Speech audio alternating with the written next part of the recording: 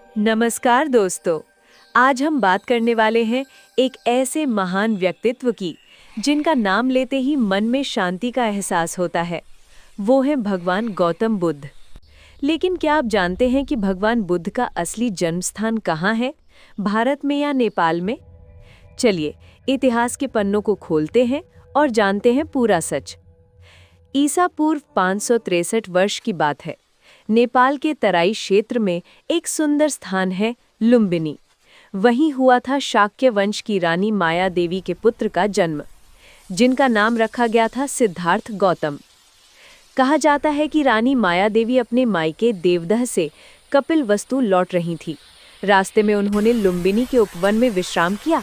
वहां साल के पेड़ों के नीचे ही उन्होंने एक दिव्य बालक को जन्म दिया और उसी क्षण धरती पर कमल खिले, आकाश में प्रकाश फैला और पूरा वातावरण पवित्र हो उठा। वो बालक आगे चलकर दुनिया को दिखाएगा शांति, प्रेम और करुणा का मार्ग। वो थे गौतम बुद्ध।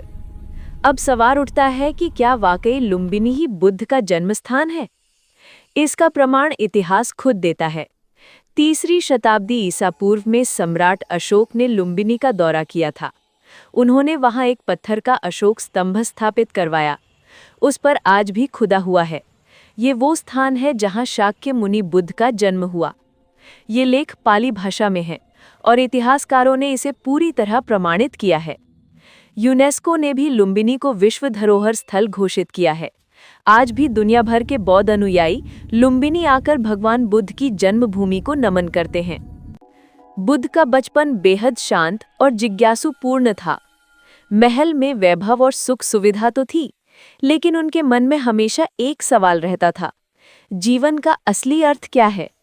एक दिन उन्होंने 4 दृश्य देखे। एक बूढ़ा आदमी, एक बीमार व्यक्ति, एक मृत शरीर और एक सन्यासी। इन 4 दृश्यों ने उनका जीवन बदल दिया। उन्होंने तय किया कि वो दुखों से मुक्ति का मार्ग खोजेंगे। महल, पत्नी, पुत्र सब कुछ छोड़कर वे निकल पड़े सत्य और ज्ञान की खोज में। कई वर्षों की तपस्या और ध्यान के बाद उन्हें बोध गया में बोधि वृक्ष के नीचे ज्ञान प्राप्त हुआ और वहीं से सिद्धार्थ बन गए, गौतम बुद्ध अर्थात ज्ञान प्राप्त करने वाले। भगवान बुद्ध का जन्म भले ही नेपाल के लुम्बिनी में हुआ, पर उनके उपदेश और विचारों ने पूरी दुनिया को प्रकाशित किया। लुम्बिनी आज भी सिर्फ एक स्थान नहीं, बल्कि मानवता, शांति और करुणा का प्रतीक है। बुद्ध ने कहा था कि शांति बाहरी दुनिया में नहीं मिलती, वो हमारे भीतर होती है।